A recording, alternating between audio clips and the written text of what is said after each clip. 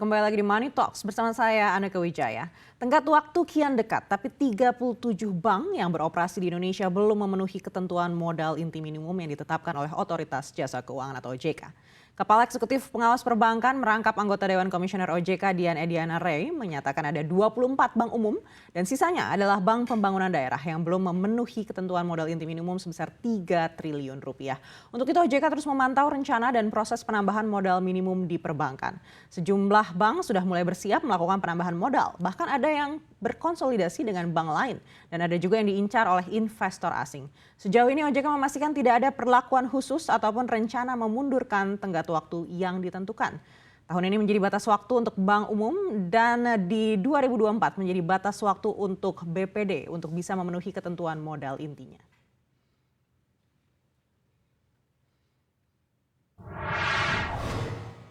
Dan untuk mengulas mengenai kesiapan perbankan memenuhi ketentuan modal inti minimum yang ditentukan OJK, saat ini di studio CNBC Indonesia telah bergabung bersama kami Direktur Utama Bank Banten Agus Syabarudin dan juga Eksekutif Vice President Finance Amar Bank David Wirawan. Pak Agus dan Pak David, apa kabar?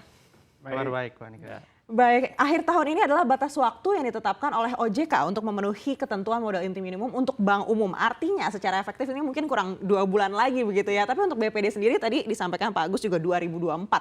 Artinya sebenarnya masih ada waktu, tapi juga perlu proses yang cukup panjang kalau kita mengingat birokrasi yang ada. Lalu seperti apa posisi modal inti di Oktober ini? Kita ke Pak Agus terlebih dulu dari Bank Banten. Baik, terima kasih Mbak Ana dan Mbak Neke ya. Jadi secara umum sebetulnya KPMM kecukupan modal kami ya Bank Banten itu di 30 September itu masih tinggi, masih 39%. Artinya kebutuhan modal sebetulnya bukan jadi kendala buat kami, tapi karena kami juga kan harus mengikuti ketentuan POJK, maka kami juga harus bersiap-siap untuk menambah permodalan. Ya, jadi secara umum sebetulnya kebutuhan permodalan kita cukup untuk ekspansi saat ini ya. Bahkan kalau kita lihat juga ke BPD lain ya, rata-rata memang KPMM-nya masih sekitar 25-35% lah BPD itu. Hanya tadi yang seperti Mbak Aneke sampaikan bahwa ini adalah merupakan kebijakan pemerintah POJK untuk bisa dipenuhi oleh setiap bank. Ya, dalam hal ini kalau BPD batas akhirnya di penghujung 2024. Namun demikian tadi juga Mbak Aneke sudah ngobrol dengan saya. Proses kami BPD sebagai bank pembangunan daerah tentunya harus berurusan dengan legislatif juga kan, harus ada persetujuan dari eksekutif dan seterusnya. Ya, jadi meskipun masih 2 tahun lagi dari sekarang kami sudah bersiap-siap untuk memenuhi kebutuhan itu. Baik, dari 3 triliun rupiah ini yang sudah tercukupi berapa Pak? Ya, jadi BPD di seluruh Indonesia ini kan ada 27 BPD ya, seluruh Indonesia. Bank Banten bank BPD yang paling bungsu ya karena lahirnya tahun 2016. Rata-rata BPD di Indonesia itu lahirnya tahun 60-an ya. Jadi dari 27 BPD itu kan ada 13 BPD yang modalnya masih di bawah 3 triliun ya. Nah, ada beberapa BPD yang sudah mulai mencoba melakukan pendekatan-pendekatan dengan BPD-BPD yang memiliki modalnya sudah cukup untuk menjadi KUB, itu juga ada ya. Jadi kami masuk yang di dalam 13 bank yang masih belum memenuhi 3 triliun itu. Gitu. Baik, tapi artinya waktu selama 2 tahun ke depan ini secara optimistis Bank Banten siap untuk memenuhi target? Oh iya siap, karena kami adalah Provinsi Banten yang merupakan provinsi yang punya potensi sumber daya alam dan potensi daerahnya sangat besar sekali. Banyak sekali yang berminat untuk bisa masuk bersama-sama untuk mengembangkan Bank Banten ini ke depannya.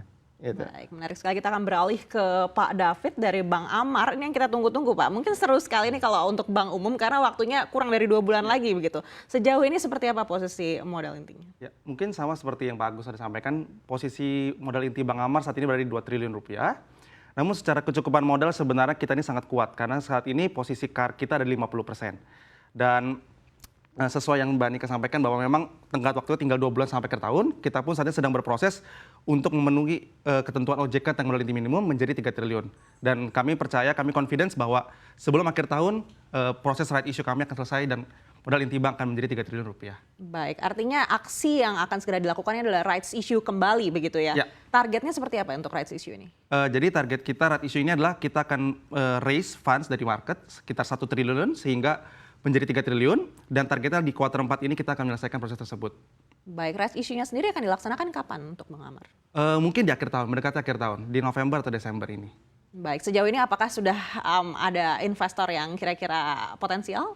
Oke, saat ini strategi yang kita lakukan adalah juga kita mendapat dukungan penuh dari pemegang saham utama kita yaitu Tolaram Group.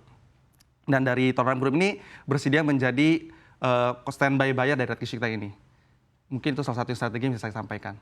Baik, seperti apa dampaknya peningkatan modal ke depan terhadap postur rasio keuangan perseroan nih Bang Amar? Oke, seperti saya sampaikan sebelumnya bahwa rasio CAR Bank Amar tadi sudah 50%. Dan dengan adanya right issue ini sebenarnya itu akan semakin mempertebal lagi CAR kita. Bahkan bisa mencapai 80% menurut proyeksi kita. Dan rasio CAR yang sangat tinggi ini sebenarnya memberikan ruang dan fleksibilitas bagi Bank Amar untuk terus bertumbuh. Kalau kita lihat neraca kita mungkin saat ini Bank Amar berada di 5 triliun rupiah total aset kita. Dan dengan adanya CAR yang tebal ini sebenarnya memberikan ruang bagi kami untuk terus berekspansi dan bisa menaikkan total aset kita sampai 5 kali lipat. Atau sebenarnya diproyeksikan bisa mencapai 25 triliun rupiah secara total aset kita. Baik, artinya ada target kinerja yang lebih besar lagi juga untuk di tahun depan? Ya, dan kita sangat excited untuk menghadapi tahun-tahun mendatang. Dengan modal yang kuat ini. Menarik sekali, kita akan beralih lagi ke Bank Banten. Ya Pak Agus, kalau di Bank Banten sendiri seperti apa dampak peningkatan modal ini ke depannya terhadap postur rasio Ya, keuangan? seperti tadi saya sampaikan bahwa CAR kita itu masih 39,14%. Artinya sebetulnya kemampuan kita untuk melakukan ekspansi itu masih 80% lagi. Ya, jadi masih cukup ruang lah untuk kita melakukan ekspansi pertumbuhan bisnisnya. Namun demikian, kalau memang ini kita penuhi modal inti ini, tentunya tadi juga sama seperti Bang Amar ya, kita punya fleksibilitas untuk melakukan ekspansi. Namun demikian tentunya kami akan mencari beberapa opsi yang terbaik, yang paling memungkinkan untuk kita bisa memenuhi ketentuan POJK tersebut. Ya, banyak alternatif karena kami juga adalah sebagai bank yang sudah go public ya, jadi artinya juga punya opportunity di right issue.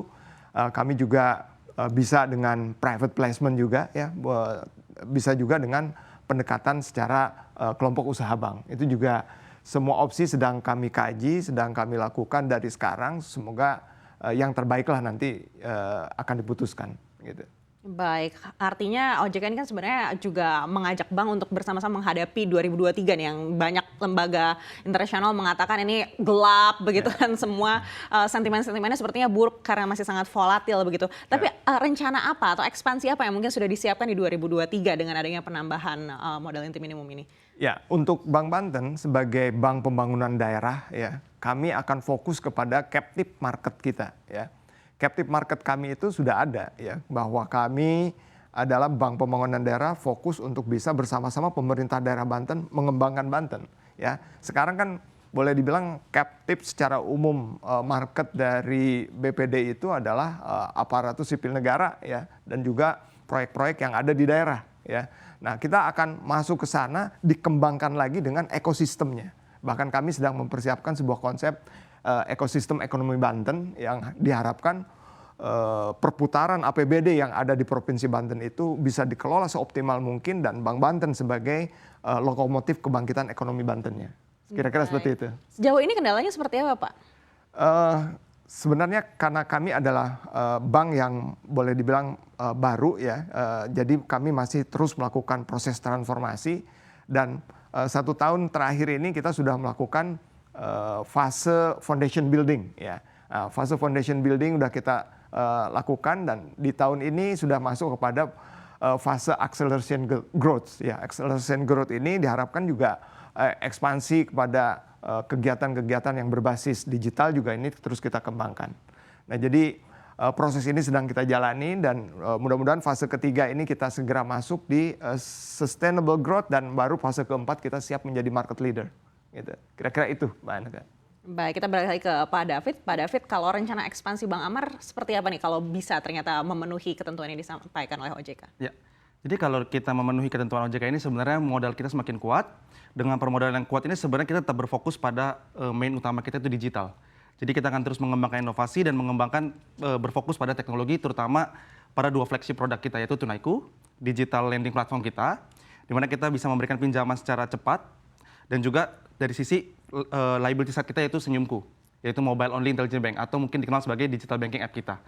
Nah, jika sebelumnya kita berfokus pada sisi retail dan juga microbisnis, dengan kehadiran Investri sebagai salah satu pemegang saham kita yang baru, itu akan memperluas ekosistem kita tidak hanya di microbisnis, tapi dari sisi juga UKM.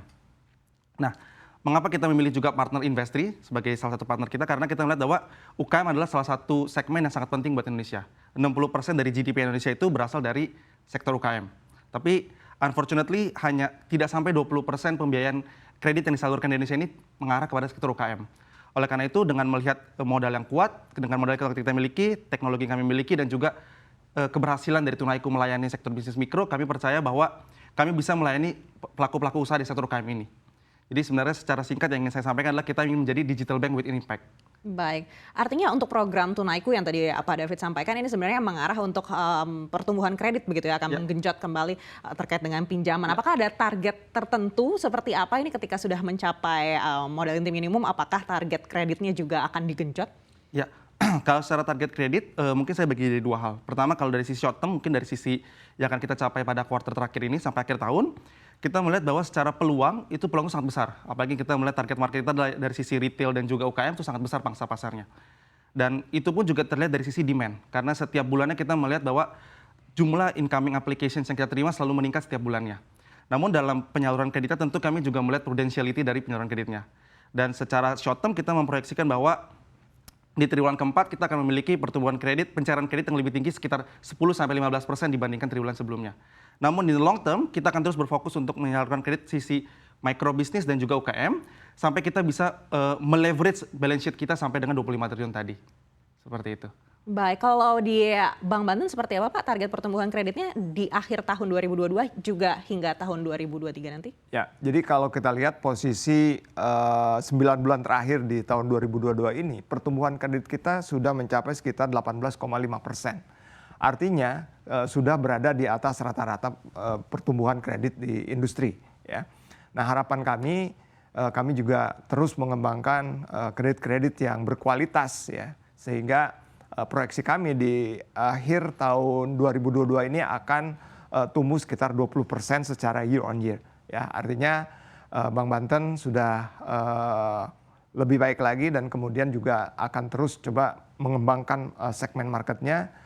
Ya, di samping tadi captive marketnya dan juga semua sektor terutama UMKM juga kita jadi concern karena itu juga merupakan peran dari kami sebagai Bank Pembangunan Daerah menjadi agent of development. Ya, jadi bagaimana kehadiran Bank Banten ini bisa betul-betul menggerakkan ekonomi masyarakat, ya, dan kemudian juga tentunya mengantisipasi nanti 2023 kalau terjadi krisis ya, resesi ya, itu saya kira mungkin ya kita tidak sampai jatuh krisis ya, mungkin pertumbuhannya aja yang melambat. Artinya tidak sampai 20% seperti di akhir tahun 2022 ini?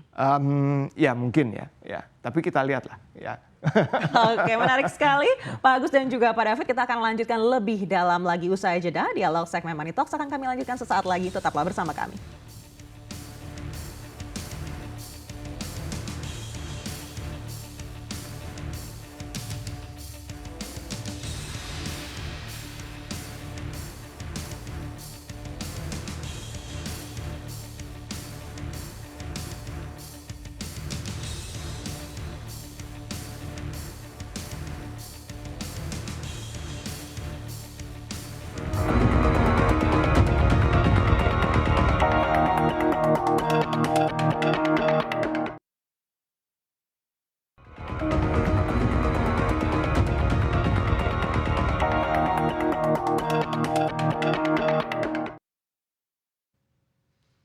Anda masih menyaksikan Money Talks bersama saya Aneka Wijaya dan kami juga masih bersama dengan Direktur Utama Bank Banten Agus Syabarudin dan juga Eksekutif Vice President Finance Amar Bank David Wirawan.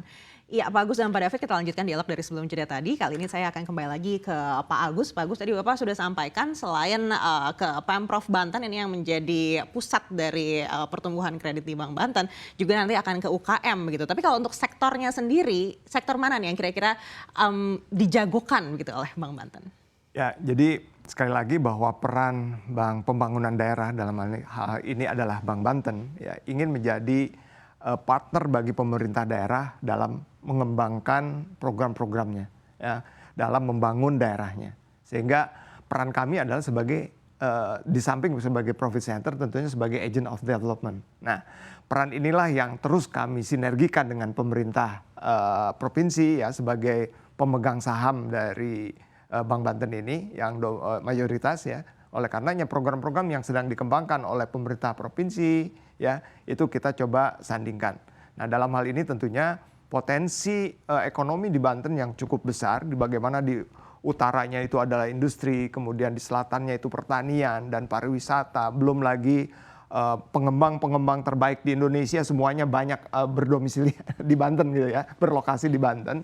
Ini potensi untuk mengembangkan pembiayaan secara ekosistem ini juga menjadi sebuah peluang yang bisa kita kembangkan ya, termasuk di dalamnya captive market kita kunci ya sebagai basic untuk kita tumbuh, kemudian turunannya kita kembangkan, UMKM-nya seperti apa dan kemudian sekitarnya itu kita kembangkan dengan tentunya backup dari layanan digital kami. Ya. Baik, tapi tentunya tidak semua sektor ini kan merata, Pak. Pasti kan ada yang sudah kembali, sudah pulih setelah pandemi, ada juga yang masih terseok-seok. Kira-kira yang NPL yang masih aman ini yang mana, Pak? Ya, saat ini sekali lagi karena kami punya captive market yang bagus ya, artinya untuk pembiayaan kepada consumer ya dan kemudian juga turunannya ya, maksudnya ekosistemnya UMKM masih menarik untuk kita kembangkan ya dan beberapa potensi komersial juga ini sedang kita terus kembangkan dan koordinasikan dengan OJK kira-kira Bank Banten ini segmen mana yang kira-kira bisa betul-betul bisa membantu pertumbuhannya secara signifikan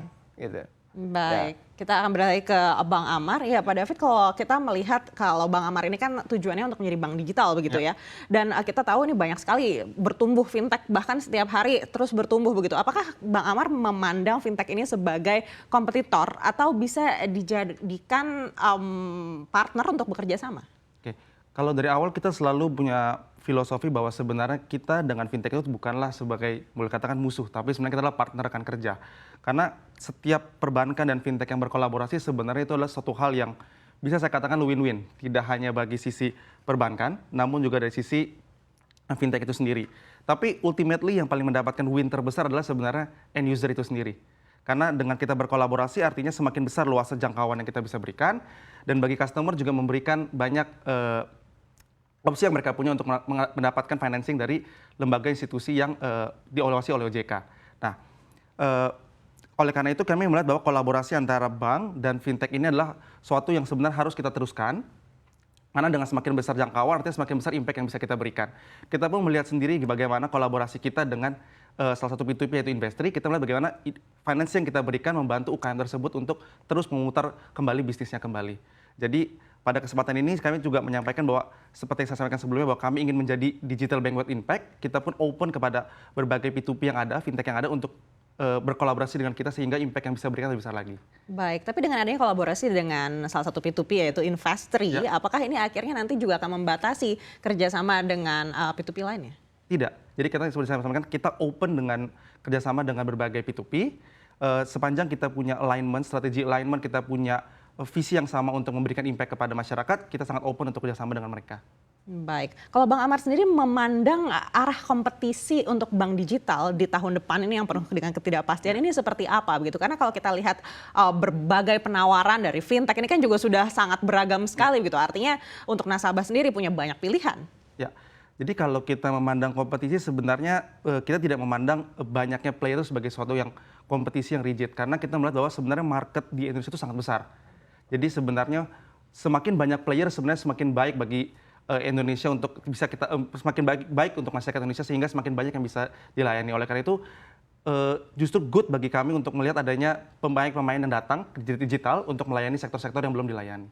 Baik, tapi kalau kita lihat fintech ini kan juga banyak yang bermasalah begitu ya, dan kalau Bang Amar memang membuka kesempatan untuk semua P2P atau semua fintech. Kira-kira yang seperti apa yang mungkin akan secara spesifik terfilter untuk bisa punya peluang lebih besar bekerja sama dengan Bang Amar? Oke, jadi sebenarnya kami nggak membedakan, kita tidak punya cara pandang yang berbeda baik dulu maupun sekarang. Even dengan data bahwa mengatakan jika sekarang NPL fintech bertinggi, kami tidak mengubah cara pandang kami atas fintech A, fintech B atau fintech C. Tapi kami tetap dengan prudentiality yang kami miliki. Jadi secara internal kami menyusun sebuah proses bagaimana kami melakukan, bagaimana mengakses kredit underwriting dari fintech tersebut, bagaimana historical performance dan berbagai hal lainnya yang kita masukkan dalam proses tersebut. Sehingga kami tetap menjaga prudentiality dari penyaluran kredit kita agar sesuai dengan risk tolerance yang dapat kami terima. Seperti itu. Baik, apakah ada mitigasi risiko yang mungkin lebih ketat begitu dengan semua sentimen yang ada ini? Yang pasti yang kami mitigasi itu tetap sesuai dengan prosedur yang kita miliki. Namun satu hal yang kami ingin juga highlight adalah sebagai bank yang memiliki produk digital, produk fintech, kami menyadari bahwa di era digital dan di era ekonomi saat ini segala sesuatu bisa berubah dengan cepat sekali. Oleh karena itu kami juga melihat bagaimana setiap fintech itu mengadaptasi, mengadjust proses mereka sesuai dengan kondisi yang ada sekarang. Sebagai contoh, kita lihat bagaimana dalam beberapa tahun terakhir, dalam bulan terakhir, para pemain BNPL, Buy Now Pay Later bertumbuh sangat besar. Bagaimana mereka mengincorporate faktor tersebut dalam assessment mereka. Atau mungkin inflasi yang saat ini mulai beranjak naik. Kita melihat bagaimana apakah mereka juga men-take into account faktor ini dalam credit underwriting mereka. Seperti hal seperti itu. Baik, kita akan beralih lagi ke Bank Banten. Ya, Pak Agus, kalau Bank Banten sendiri memandang arah kompetisi di tren digitalisasi ini seperti apa? Karena tadi disampaikan juga Pak Agus kalau Bank Banten juga tetap akan menggenjot ke arah digital. Ya, jadi sebuah keniscayaan yang tidak bisa kita hindari bahwa siapapun pelaku keuangan, ya bisnis keuangan, ini kita harus berdekatan dengan layanan digital. Jadi sebagai Bank Pembangunan Daerah, sekali lagi kami juga punya concern untuk bisa terus mengembangkan layanannya. Apalagi misalnya sekarang ini kita ini sangat mendapatkan boleh dibilang dukungan penuh dari pemerintah daerah yang menginginkan ya, karena Provinsi Banten ini kan baru lahir nih ya. Provinsi Banten 4 Oktober kemarin baru berusia 22 tahun. Tentunya banyak sekali program-program pembangunan yang sedang digencarkan ya, sehingga akhirnya kami juga harus betul-betul bisa membuka diri dan kemudian mencari partner-partner terbaik lah untuk kolaborasi. Era sekarang kan kolaborasi ya, kita nggak bisa sendirian ya, tapi kolaborasi bagaimana yang bisa memberikan satu kontribusi yang positif bagi tentunya bagi kita semua ya, win-win bagi perusahaan juga bagi terutama peran kami sebagai agent of development tadi ya. Baik. Saya kira gitu. Pak Agus, dari Bank Banten sendiri ada tidak sih Pak kewaspadaan, mungkin ada risiko persaingan perebutan dana antar perbankan? Ya, sekali lagi kalau kita lihat ya secara statistik, rata-rata LDR perbankan kita masih di sekitar 82% ya. Kemudian kalau BPD itu sekitar berapa? 72-an gitu ya. Dan kami juga LDR masih lumayan tebal gitu ya. Artinya kalau sampai dengan akhir Desember ini ya, dengan adanya kenaikan 50 basis point ya, menjadi 4,25 kemarin ya pada saat RDJ. Nah, saya kira kita sudah punya captive market sekali lagi, captive market dan core dari deposan kita ya yang bisa menjaga ini. Dan so far sih Bank Banten secara likuiditas alhamdulillah tidak ada kendala ya. Tinggal kita bagaimana memaksimalkan likuiditas kita ini untuk bisa membantu ekspansi dan memberikan kontribusi kepada pendapatan. Artinya tidak ada kewaspadaan sama sekali ya Pak? Ya, kewaspadaan ada. Kami sudah lakukan beberapa mitigasi ya. Namun demikian kami cukup optimis bahwa untuk mengakhiri 2022 kita sudah dalam posisi yang aman secara likuiditas.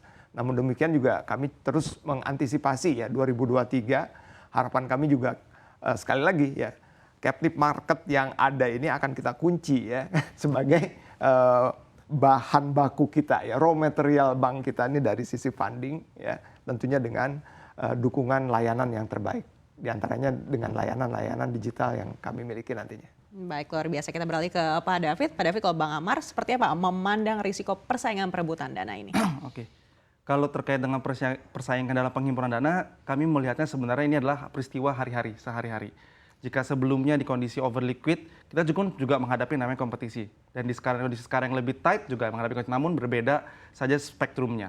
Jadi kami melihat bahwa tidak ada hal yang perlu kami khawatirkan saat ini.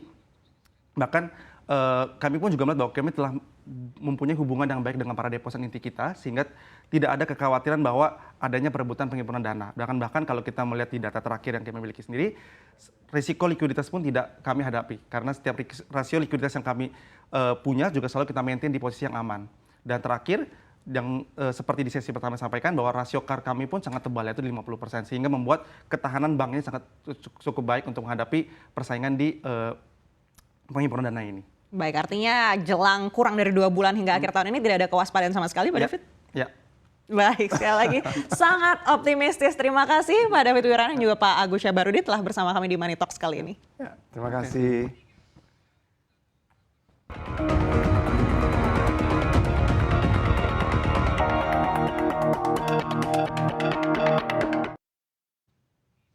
Lepas jeda kami akan kembali dengan ulasan perdagangan saham pada sesi kedua siang ini. Tetaplah bersama kami.